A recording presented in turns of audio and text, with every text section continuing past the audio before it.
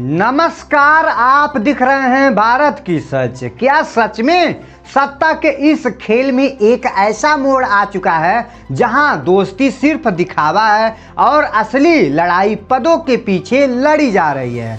क्या एक ऐसा नेता जिसने सालों तक सत्ता को संभाला आज उसी सत्ता में बेगाना बना दिया गया है? कहानी शुरू होती है बिहार से, जहां कभी गठबंधन की राजनीति का सबसे बड़ा चेहरा माने जाने वाला नीतीश कुमार आज खुद अपने ही गठबंधन में सवालों के घेरे में खड़े हुए हैं। आरोप इतने बड़े हैं कि सुनकर भी सियासी जमीन हिल जाती है। कहा जा रहा है कि उन्हें धीरे धीरे राजनीतिक से मिटाने की तैयारियां हो चुकी है। 7 मई 2026 पटना की गांधी मैदान एक भव्य कार्यक्रम, भीड़, मंच, बड़े बड़े नेता और सबसे खास मौजूदगी देश के प्रधानमंत्री श्री नरेंद्र मोदी की। लेकिन हैरानी की बात यह है कि ये कई नई सरकार का शपथ समारोह नहीं था, बल्कि मंत्रियों का शपथ कार्यक्रम था और उसका स्तर ऐसा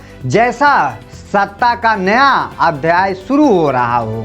अब यहीं से शुरू होती है असली कहानी। क्योंकि इतना बड़ा आयोजन, क्यों इतनी जल्दबाजी, और सबसे बड़ा सवाल, क्या इस पूरे खेल में कोई छुपी है बहुत बड़ी रणनीति? बताया जा रहा है कि जब सम्राट चौधरी ने मुख्यमंत्री पद की शपथ ली तब कार्यक्रम बेहद साधारण रखा गया था, लेकिन सिर्फ 20 दिन बाद मंत्रियों के शपथ के लिए इतना बड़ा आयोजन, ये सिर्फ संयोग था या सोची समझी चाल है? राजनीतिक गलियारों में फुसफुसाहट है कि उस वक्त डर था अगर चुनाव नतीजे उल्टे पड़ गए तो नीतीश कुमार अपना फैसला बदल सकते थे, पलटी मार सकते थे और पूरा खेल बिगड़ सकता था। इसलिए जैसे ही इस्तीफा हुआ तुरंत नई सत्ता स्थापित कर दी गई। लेकिन कहानी यही खत्म नहीं होती है। असली सवाल तो उसके बाद शुरू हुआ, गांधी मैदान के उसी मंच पर जहां सत्ता का प्रदर्शन हो रहा था। वहीं एक ऐसा दृश्य दिखा जिसने राजनीति में तूफान ला दिया। जब नीतीश कुमार मंच पर पहुंचे तो बड़े नेताओं ने उन्हें नजरअंदाज कर दिया। कोई खड़ा नहीं हुआ, कोई स्वागत नहीं किया और सबसे बड़ा झटका, मंच के पोस्टर से उनका चेहरा गायब हो गया। सोचिए, एक ऐसा नेता जिसके सहारे सरकार बनी, जिसके 85 विधायक सत्ता का आधार है, उसी का नाम और चेहरा गायब है। ये सिर्फ एक गलती नहीं थी या फिर किसी बड़ी साजिश की शुरुआत थी? जी हाँ, आनंद मोहन सिंह कि उन्होंने इस पूरे मामले को आग दे दी है। उन्होंने खुलकर सवाल उठाए हैं, कहा है कि क्या ये अपमान नहीं है? क्या ये किसी को धीरे धीरे खत्म करने की रणनीति नहीं है? उनके बयान ने सियासी माहौल में भूचाल सा ला दिया है। उन्होंने यहाँ तक कह दिया कि जेडीयू को अंदर से कमजोर किया जा रहा है।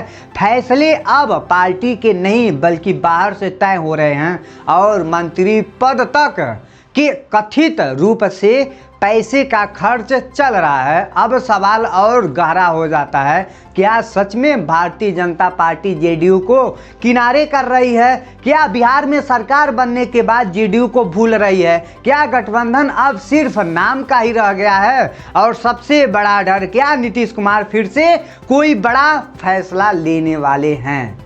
क्योंकि इतिहास गवाह है, जब जब उन पर दबाव बना है उन्होंने खेल को पलट दिया है। इसी डर के कारण अब एक नई रणनीति सामने आ रही है। सीधा टकराव नहीं बल्कि धीरे धीरे किनारे करना, ताकि आवाज भी ना उठे और मीडिया भी ना भड़के और असर भी हो जाए। लेकिन इस बार मामला थोड़ा अलग है, क्योंकि अंदर से ही आवाज उठने लगी है और जब घर के अंदर दरार पड़ती है तो दीवार ज़्यादा देर तक खड़ी नहीं रहती है। अब बिहार की राजनीति एक ऐसे मोड़ पर जा खड़ी है जहां हर चाल के पीछे शक है, हर मुस्कान के पीछे राजनीति छुपी हुई है और हर चुप्पी के पीछे तूफान।